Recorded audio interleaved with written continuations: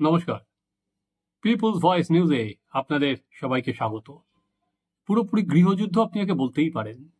তৃণমূলে যারা সিনিয়র নেতা যে ভাষায় একে অপরকে আক্রমণ করছেন, সেখানে শালীনতা শব্দটা কোথায় পেছনে পড়ে থাকছে। তার থেকেও বড় কথা, শালীনতা, তৃণমূল, এগুলো আমি যদি পেছনের দিকে সরিয়েও রাখি, শৃঙ্খলা সেই শব্দটাও পুরোপুরি উধাও। শৃঙ্খলা বলে কোনো শব্দ কিন্তু আপনি খুঁজে পাবেন না। আমার যেটা মনে হচ্ছে, এই যে ধরুন আমরা আজকে আপনাদের দুজনের ভার্সান শোনাবো। একটা হচ্ছে কল্যাণ বন্দ্যোপাধ্যায়, একটা হচ্ছে মদন মিত্র। দুজনেই কিন্তু তৃণমূলের একদম প্রায় প্রথম দিক থেকেই আছেন, তারা তৃণমূলেরকে বেড়ে ওঠা বা সেই জায়গায়।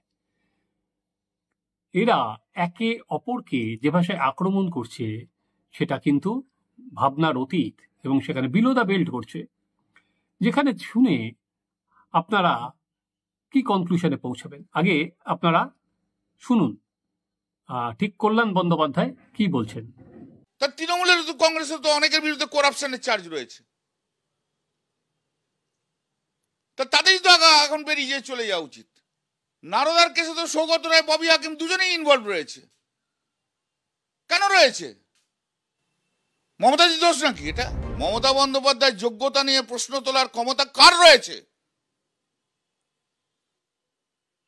সৌগত রায়ের নেই, ববি হাকিমেরও নেই, হুমায়ুন কবিরেরও নেই, কারণ নেই। যাদের যোগ্যতা, মমতা বন্দ্যোপাধ্যায়ের যোগ্যতা নিয়ে যারা প্রশ্ন তুলবে, তাদের তৃণমূল ছেড়ে দিয়ে তৃণমূলের বিরুদ্ধে লড়াই করে সেই যোগ্যতার প্রশ্ন তুলুক। এদিকে এসে বলবে দিদি তুমি ছাড়া কিছু হবে না, তুমি ছাড়া তৃণমূল থাকবে না। আর উল্টো পরে যে দিদির বাইরে যে দিদির নামে ইনডিরেক্টলি সমালোচনা করবে, সেটাও হয় না। যারা মমতা বন্দ্যোপাধ্যায়কে নিয়ে সমালোচনা করে, এতটুকু কথা বলে, তারা তৃণমূলের জার্সিটা ছেড়ে সমালোচনা করুক। আমার বক্তব্য হচ্ছে, যদি কেউ মনে করে যে মমতা বন্দ্যোপাধ্যায় কোনো জায়গায় কোনো অযোগ্যতা আছে, অপদার্থতা আছে, আর মমতা বন্দ্যোপাধ্যায়ের জন্যই যখন তৃণমূল কংগ্রেস, তাহলে তার বাইরে বেরিয়ে যেত, মমতা বন্দ্যোপাধ্যায়কে হারিয়ে দিয়ে প্রমাণ করে দাও। পুলিশকে সমালোচনা করতে গিয়ে যারা মমতাদিকে ছোট করবার চেষ্টা করছে, তারা অন্যায় করছে। ইনডিরেক্টলি মমতাদির সমালোচনা করাটা ঠিক হচ্ছে না। তাদের ইনডিরেক্টলি সমালোচনা না করে তারা দলের বাইরে যে মমতা বন্দ্যোপাধ্যায়ের বিরুদ্ধে লড়াই করে দেখিয়ে দিই। আপনারা শুনলেন কল্যাণ কি বললেন। সরাসরি তিনি ফিরহাদ হাকিম এবং সৌগত রায়কে আক্রমণ করলেন, কারণ এরা দুজনে পুলিশের ভূমিকা নিয়ে প্রশ্ন তুলেছিল। কল্যাণ মনে করেন বকলমে তারা মুখ্যমন্ত্রী মমতা বন্দ্যোপাধ্যায়কে নিয়েও প্রশ্ন তুলেছেন, তাই জন্য কোনো রেয়াত নয়, কল্যাণ সরাসরি দুজনকে আক্রমণ করলেন এবং সেখানেই শেষ না থেকে তাদের নারদা যোগ পর্যন্ত তুলে আনলেন। এটা যারা বিরোধী তারা সবসময় খোঁচা দেয় ববি হাকিমকে। আজকে ববি হাকিমের সেই ছবি, স্যান্ডো গেঞ্জি পরে টাকা নিচ্ছে না সৌগত রায়, আবার 5 লাখ বলে বলছেন আরো পাওয়া যাবে, থ্যাংক ইউ, সেটা আবার লোকের কাছে চলে গেল। অর্থাৎ দলের একজন নেতা যেভাবে তাদের এই কথাগুলো বললেন, সেটা কল্পনার অতীত। এখান থেকে দাঁড়িয়ে আমার যেটা মনে হচ্ছে, তৃণমূল কংগ্রেসের যারা সিনিয়র জুনিয়র সবাই মিলে একটা দ্বন্দ্বে আছেন। সেই দ্বন্দ্বটা হচ্ছে যে গার্ড কি এখনই চেঞ্জ হবে, অর্থাৎ মমতা বন্দ্যোপাধ্যায়ের পর কি অভিষেক বন্দ্যোপাধ্যায় দায়িত্ব বুঝে নেবেন পুলিশে, উপমুখ্যমন্ত্রী হবেন, যেটা ইতিমধ্যে বলতে শুরু করেছেন হুমায়ুন।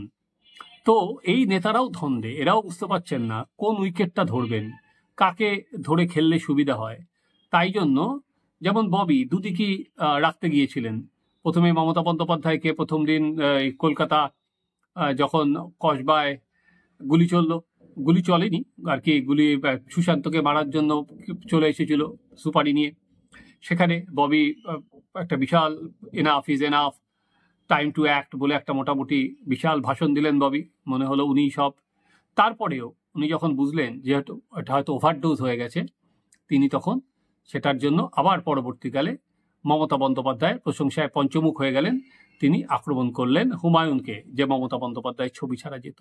একইভাবে সৌগত রায় যিনি একটা সময় ঘোর বিরোধী ছিলেন অভিষেকের, তিনিও এখন অভিষেককে বলা যেতে পারে তেল জল সবই দিচ্ছেন। এবার এইটা যখন বলছি তখন খুললাম মদন মিত্র, আপনারা শুনুন। আরে আমি জেলে গেছি তো বুকের পাটা নিয়ে বাপের ব্যাটার মতো গেছি। আমি গেছি ডেলি 50,000 40,000 করে লোক গেছে। মদন মিত্রকে জিন্দাবাদ। আমার বিরুদ্ধে 2008 থেকে 2024 কোনো আর্থিক দুর্নীতির কথা আসেনি। আমি গেছি মিডিয়া হাইপ চাপে এবং ভারতবর্ষের পঞ্জি স্কিমের প্রথম অ্যাকিউজড। তারপরে আমি আবার ইলেকশন জিতেছি। আর তুই আসানসোলে একবার জিতে তারপরে গোহারান হেরে পার্টিটাকে তুলে দিয়ে মমতা ব্যানার্জির পায়ে ধরে একটা শ্রীরামপুর সিট জোগাড় করে সেফ সিট থেকে জিতে এসেছিস। ক্ষমতা থাকলে সব চুনোপুটি এই বাচ্চা ছেলেদের, ছোট ছোট ছেলেদের নাম মুরগি করে তৃণাঙ্কুরকে আসো কবে দাঁড়াবে বলো না, কোথায় দাঁড়াবে? আমি ছেড়ে দিচ্ছি কালকে। তুমি মমতা ব্যানার্জিকে বলো যে একটা আমরা ফ্রেন্ডলি ম্যাচ হোক। এইবারে ডাক্তারদের কেসটা করতে গিয়ে প্রায় ডুবিয়ে দিয়েছিলেন। ডাক্তাররা অন্য উকিল ধরে কোনো রকমে আরজিকর মামলাটা জেতার পরে তখন ওই জেতা মামলা রেফারেন্স নিয়ে উনি ময়দানে নেমে পড়লেন। মানে যখন 5 গোলে দল এগিয়ে আছে উনি গিয়ে একটা পেনাল্টি মেরে বলছেন আমি গোল দিয়ে জিতিয়েছি। আর দল তো 5 গোলে জিতছিল, আপনি পেনাল্টি। এটা আমাদের দল, কে থাকবে না থাকবে অভিষেক ঠিক করবে, মমতা ব্যানার্জি ঠিক করবে। কল্যাণ জানে না যে তৃণাঙ্কুরের মাথায় কার হাতে? ক্ষমতা থাকলে তাকে গিয়ে বল। ফালতু ভাট বকে। আরে তুই কাঞ্চনকে বলবি, ভেবে শুনে বল কাকে বলছিস, কথা ঠিকঠাক বল। কোথা থেকে কোথায় পা হড়কে যাবে মুশকিল হয়ে যাবে, এমনি তো তেলে জলে রয়েছিস। হ্যাঁ, মদন মিত্রের বয়ান আপনারা শুনলেন।